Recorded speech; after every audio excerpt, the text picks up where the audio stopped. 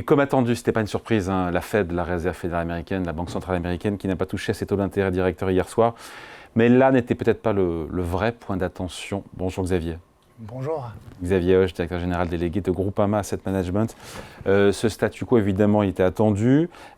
Certains disent qu'il pourrait quand même surprendre parce que quand on regarde vraiment l'indice PCE, qui est l'indice préféré par la Fed, qui mesure les dépenses de consommation, donc l'inflation des ménages, cet indice se rapproche de plus en plus des 2%.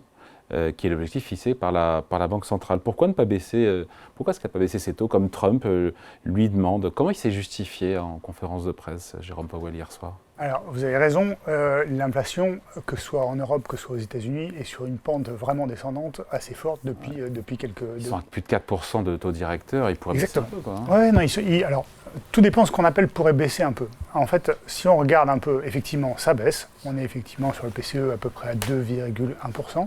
Par contre, si on lit un peu ce qu'a dit, ou si on regarde les anticipations, par exemple, de la Fed, ils disent on devrait être à peu près à 3% cette année. Ouais. Et ça, clairement, c'est au-dessus des 2%.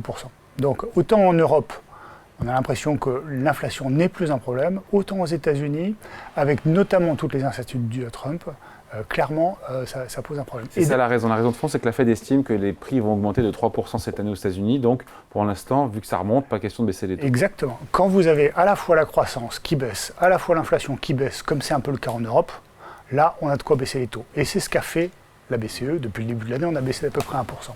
Quand vous avez l'un qui est en train de repartir à la hausse, alors que la croissance est plutôt en train de repartir à la baisse, c'est beaucoup plus mitigé.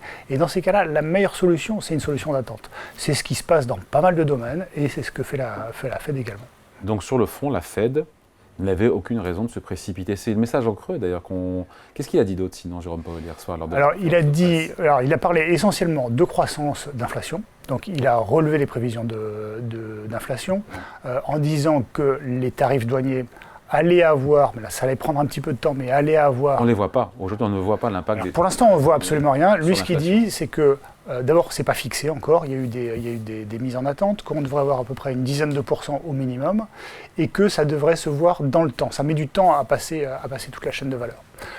Donc ça, c'est le premier point. Sur la croissance, clairement, il dit que ça baisse. Ça me fait penser à... ça baisse, ça ralentit. Ça ralentit, oui. Ça ralentit doucement. Ça me fait penser d'ailleurs, il y a eu un petit article qui est sorti dernièrement sur la consommation, et plus précisément sur la restauration aux États-Unis. Et en fait, ce qu'on voit sur la restauration aux États-Unis, c'est qu'ils sont en train de monter leurs prix, ils continuent à monter leurs prix, et par contre, le nombre de commandes baisse. Donc on a exactement le même principe, c'est-à-dire que, alors, est-ce que c'est un indicateur avancé, est-ce que c'est symptomatique, etc. Est-ce que c'est une exception? C'est une vraie question. Mais ce qu'on voit sur la restauration aux États-Unis, c'est que en volume, ça baisse, par contre, les prix continuent à monter. Et c'est la crainte de Powell, en fait, c'est de dire, les prix vont continuer à monter, voilà. Donc son gros indicateur, en fait, qui le ferait changer d'avis, c'est le chômage. Là, clairement, si le chômage commence à monter un peu plus sérieusement que ce qui est prévu, là, effectivement... Pour l'instant, il n'y a pas d'alerte. Pour l'instant, il n'y a aucune alerte. Voilà. Donc, pour l'instant, il ne change rien. Enfin, il ne change rien. Ce qu'on voit également alors ce qui est aussi intéressant de lire sur cette Fed, c'est tout ce qu'on appelle les dots, c'est-à-dire les anticipations de baisse des taux. Graphique en point qui représente la projection des taux des 19 membres de la Fed pour la fin d'année. Et ce qu'on a appris, si j'ai bien compris, c'est qu'en fait, ça fait toujours 2 taux a priori de baisse de taux. D'ici la fin de l'année. Alors, il y a... Le marché craignait qu'on passe de 2 à... Ce qu'il y avait de pricé, c'était 2 d'ici la fin de l'année et 2 en 2026. Ouais. Ce qui est maintenant pricé, c'est 2 d'ici la fin de l'année et 1 en 2026. Ah. Donc, on a déjà un petit peu évolué. Ouais.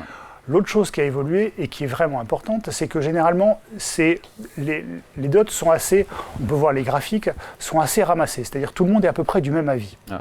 Là, c'est éclaté. Et là, c'est complètement éclaté. C'est complètement éclaté et c'est vraiment moitié-moitié. Ça veut dire divergence, de grosses divergences. Ça veut dire grosse divergence. Il y a la moitié des gens qui sont à la Fed qui pensent qu'on ne baissera pas les taux d'ici la fin de l'année. C'est quand même assez important. Donc à partir de là, généralement dans ces cas-là, quand il y a la moitié des gens qui pensent qu'on ne fera rien, il se passe moins que prévu. Je dis ça, je dis rien. Mais souvent, il se passe moins que prévu. Mais qu'on est dans l'année ou l'année et demie qui va venir, 2 baisses de taux, ça tout le monde est assez d'accord là-dessus. Chez Groupama, on est exactement de ce point de vue-là.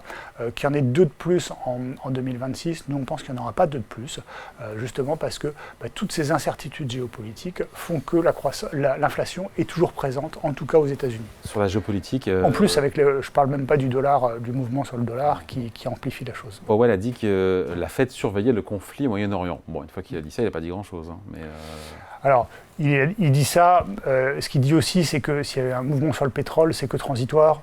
Voilà. Alors pour l'instant, au Moyen-Orient, j'enlève toute la partie humaine, qui est un autre débat, mais sur la partie purement, les impacts économiques, ils sont relativement faibles, parce qu'il y a eu une hausse du pétrole qui est en train d'être corrigée. On est à 77 $ le baril. Oui, voilà, mais bon, il y a quelques années, on était au-dessus de 100. On ne va pas crier au loup non plus. Enfin, voilà, on est dans des zones tout à fait acceptables. On a pris 10 $, on a corrigé un petit peu. Pour l'instant, il n'y a pas de crise, en tout cas, due au Moyen-Orient. Elle a raison, elle a tort. C'est la question qu'on se pose. La Fed d'être prudente en ce moment. Elle a sûrement raison. Elle a raison. Elle a clairement raison. Alors d'abord, c'est compliqué de dire que la Fed a tort. Hein. De manière générale, c'est des gens qui sont quand même relativement bien câblés, qui ont quand même une bonne vision de l'économie. Donc, il a dit que l'inflation était transitoire aux États-Unis. Powell en 21. Voilà. Ils peuvent par moments se tromper un petit peu, mais de manière générale, dire que la Fed a tort, c'est quelque chose d'un peu complexe. Néanmoins, là, clairement, nous, nos anticipations sont clairement alignées avec celles qu'ont la Fed. Donc c'est plutôt une bonne chose d'attendre. On n'y voit pas grand-chose. Donc prendre des décisions fortes quand on n'y voit rien, quand on est dans le brouillard. C'est assez risqué. Vous avez envie d'accélérer quand il y a plein de brouillard sur la route? Généralement, on a plutôt envie de ralentir, en tout cas de ne pas accélérer. Trump, qui a son habitude évidemment, agonie d'injures, Jérôme Powell, là il le traite de stupide, on a l'habitude. Mais quand le président américain affirme qu'il n'y a pas d'inflation aux États-Unis, factuellement, c'est pas vrai de dire ça. Factuellement, c'est pas vrai. Donc, que ce soit l'inflation, la core inflation, c'est-à-dire hors éléments volatiles, c'est-à-dire alimentation et énergie, que ce soit l'inflation, tous éléments compris, clairement, il y a un petit peu d'inflation. On est quelque part actuellement entre 2 et 3%, que ce soit en Europe, que ce soit aux États-Unis, plus proche de 2 en Europe, plus proche de 3 aux États-Unis. On pourrait repasser légèrement au-dessus de 3, mais il n'y a pas une hyperinflation, là il a raison. Si le sentiment c'est de dire on a de l'inflation que quand on passe la barre des 10%, il a raison, on ne passera pas les barres des 10%, on ne reviendra pas sur ce qu'on a connu sorti de Covid. Par contre, de dire il y a plus d'inflation que d'avant parce qu'on est dans un monde en transition, que ce soit entre la transition écologique, que ce soit la transition géopolitique, que ce soit tous ces types de transitions démographiques, clairement, tout ça engendre de l'inflation.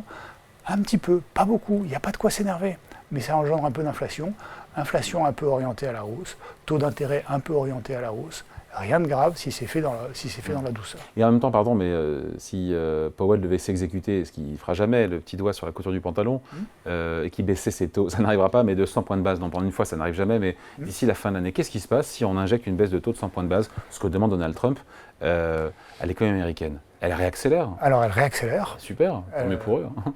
Tant mieux pour eux. Alors, le problème, c'est l'inflation ensuite derrière. Si on fait réaccélérer l'inflation, il y a un vrai problème derrière. Ensuite, ce qu'il faut voir aussi, c'est que à la fois les marchés actions, à la fois les spreads de crédit, enfin le taux de rendement des obligations privées, tout ça s'est vraiment rétréci ces derniers mois. Et quelque part, ça joue un peu le rôle de la Fed, c'est-à-dire que tout ça fait qu'il y a plus d'argent dans l'économie, les conditions de financement sont très bonnes, donc tout se passe bien, l'économie a un petit peu ralenti, mais il n'y a pas mort d'homme encore une fois, ça fait le boulot de Powell, il n'a pas de raison de baisser les taux fortement, vu les incertitudes qu'il y a devant lui. Donc, s'il est raisonnable, s'il est raisonné, s'il est logique, il n'y a aucune raison qu'il baisse fortement les taux, en dehors de ce qui est attendu, c'est-à-dire les deux baisses de taux. Allez, merci beaucoup. Explication, point de vue signé Xavier Hoche, directeur général délégué chez Groupama Asset Management. Merci. Merci à vous.